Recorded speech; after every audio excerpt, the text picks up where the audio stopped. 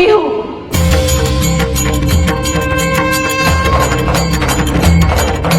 आज के बाद आपको रोटी पर रोटी रखकर खाने को कभी नहीं मिलेगी।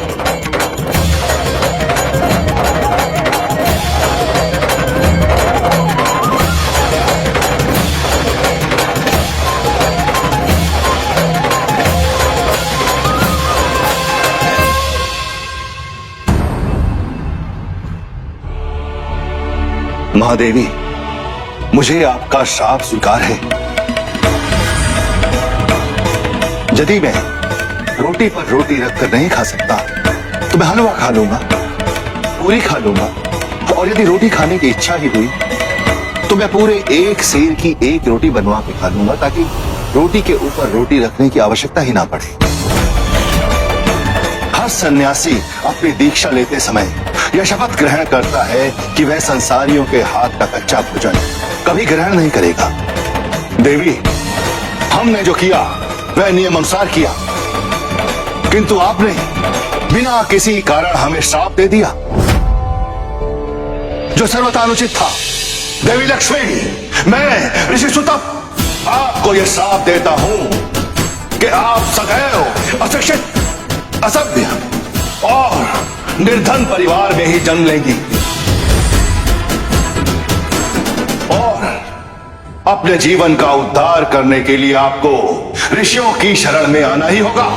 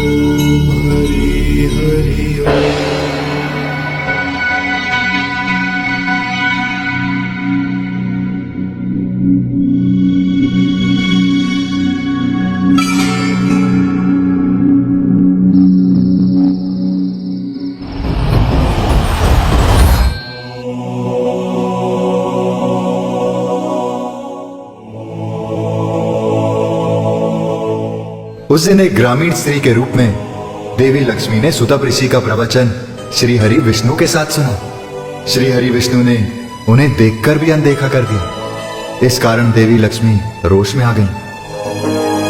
प्रवचन समाप्त होने के बाद जब श्री हरि सभी भक्तों से अलग एकांत मार्ग पर जाने लगे, तब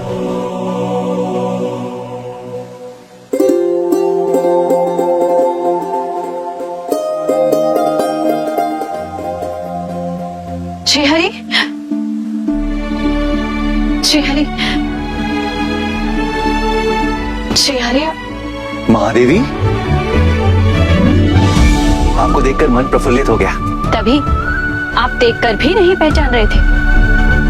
महादेवी, आप क्रोधित थी ना, और क्रोध से भ्रम उत्पन्न होता है और भ्रम बुद्धि व्यग्र कर देता है। हाँ, तो हम थे क्रोधित, परंतु ऋषिवर के उपदेश के बाद हमने अपना क्रोध त्याग दिया। परंतु आप जानना नहीं चाहेंगे कि हम क्रोधित क्यों थे? हमें पता है महादेवी, आप क्रोध में क्यों थी, क्योंकि हम बिना बताए यहाँ पे आ गए ना ऋषि सुतप के पास। किंतु हम क्या करें? ऋषि सुतप, इनके प्रवचन हमें अति प्रिय हैं, इसीलिए प्रतिदिन हम इनके समक्ष प्रस्तुत हो जाते हैं। परंतु जिनका ज्ञान पाने आप प्रतिदिन यहाँ वेश बदल कर आते हैं, उन्हें किसी दिन अपने घर भोज पर आमंत्रित भी तो कर सकते हैं। ये विचार तो हमारे मस्तिष्क में आया ही नहीं। महादेवी, हम अभी ऋषि सुतप को आमंत्रित करके आते हैं। हम भी साथ चलते हैं। आइए।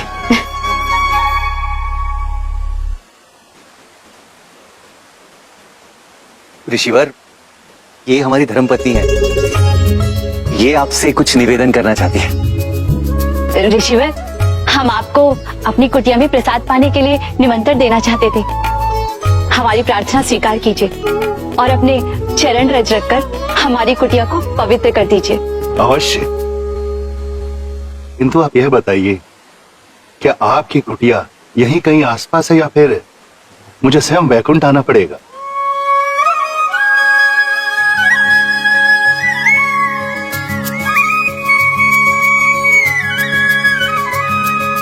ऋषिवर, आप पहले से ही जानते थे? आपको जानने के लिए ही तो मैं सदैव हरिजन सेवा में लीन रहता हूँ प्रभु। ऋषिवर, आप कृपया हमारे बैकुंठ पधारें। अवश्य पधारूंगा प्रभु। और देवी, आपके दर्शन पाकर भी मैं धन्य हो गया। मैं अपने शिष्यों के साथ अवश्य पधारूंगा। श्री हरि।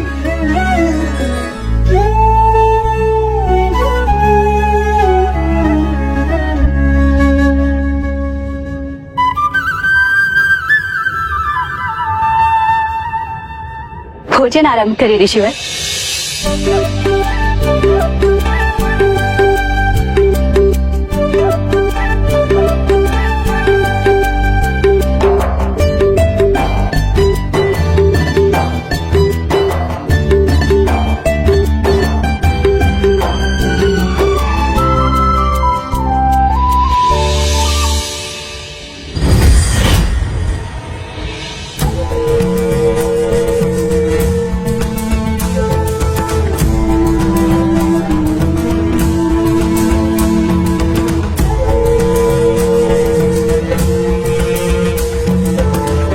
भोजन ग्रहण करें ऋषिवर।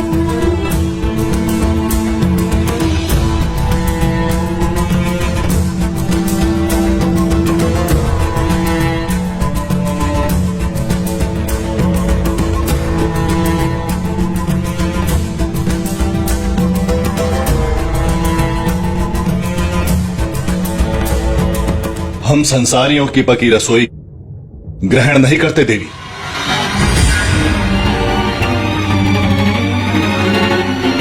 चलो।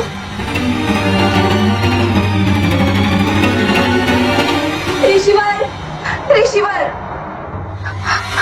प्रभु, ऋषिवर ने मेरी रसोई में बना भोजन क्यों ठुकरा दिया? और उन्होंने ऐसा क्यों कहा कि हम संसारियों के हाथ का पका भोजन ग्रहण नहीं करते? देवी लक्ष्मी, ये ऋषि मुनि हमें गृहस्थ मानते हैं और इनके नियमों के अनुसार गृहस्थों की रसोई में पका हुआ भोजन ये नहीं खा सकते, परंतु हमसे अनाज, फल आदि दान में ले सकते हैं। ऋषिवर ने हमारी रसोई में पके भोजन को ठुकराकर हमारा अपमान किया है। हमारी तपस्या करके ही वो महात्मा बने हैं और हमारा ही निरादर, ये मुझे कतई स्वीकार नहीं। ऋषिवर, रुक जाइए ऋषिवर। ऋषिवर, आपने मेरी रसोई का भोजन ठुकराकर मेरा अपमान किया है। इस कारण मैं आपको शाप देती हूँ।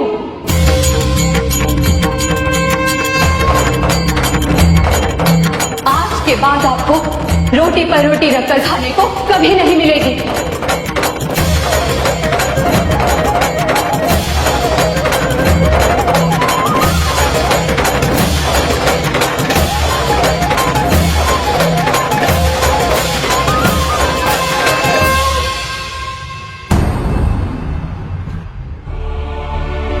महादेवी, मुझे आपका श्राप स्वीकार है।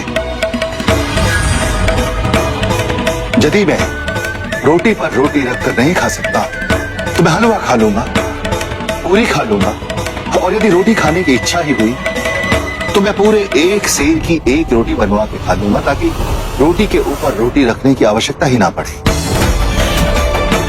हर सन्यासी अपनी दीक्षा लेते समय यह शपथ ग्रहण करता है कि वह संसारियों के हाथ का कच्चा भोजन कभी ग्रहण नहीं करेगा।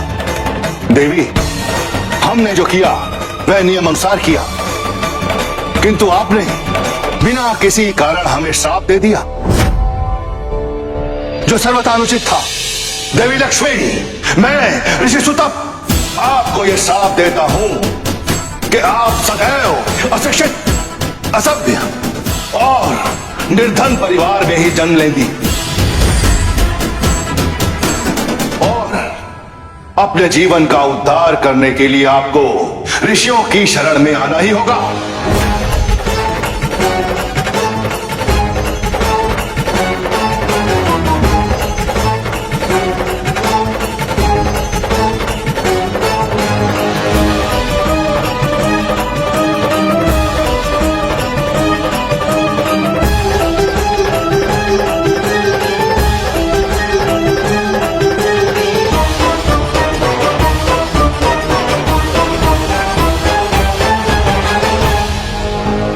उचित नहीं हुआ काना। अनुचित भी नहीं हुआ राधा। देवी लक्ष्मी ने अतिथि सम्मान की उस मर्यादा का पालन नहीं किया जो धर्म ने निर्धारित की थी। सन्यासी सुता ऋषि यदि कच्चा भोजन ठुकरा रहे थे तो देवी लक्ष्मी उन्हें उनके योग्य भोजन परोस सकती थी। श्राप देने की क्या आवश्यकता थी? हाँ कानन, मैं तुम्हारी बात से सहमत हूँ। शास्त्र भी कहते हैं कानन कि जो जैसा व्यवहार करता है उसे वैसा ही व्यवहार मिलता है।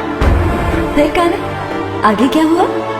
देवी लक्ष्मी की श्राप की मर्यादा आज भी सन्यासी रखते हैं। वो रोटी पर रोटी रखकर खाना पाप समझते हैं।